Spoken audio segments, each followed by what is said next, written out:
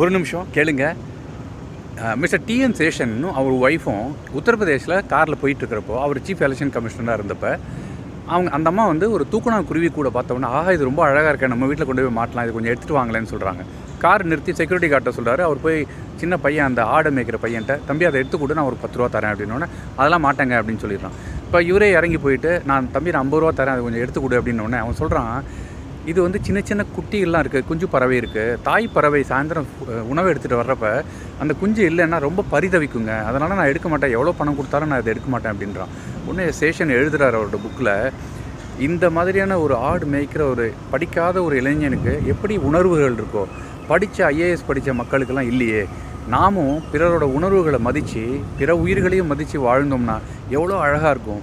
அறிவோடு சேர்ந்த உணர்வு இருந்தால்தான் வாழ்க்கை வந்து ரொம்ப சந்தோஷமாக இருக்கும். ஏன் நம்ம இதை பழகக்கூடாதுன்னு சொன்னார். அருமையான வார்த்தைகள். நாமளும் அதை முயற்சி செய்யலாமே. தேங்க்யூ.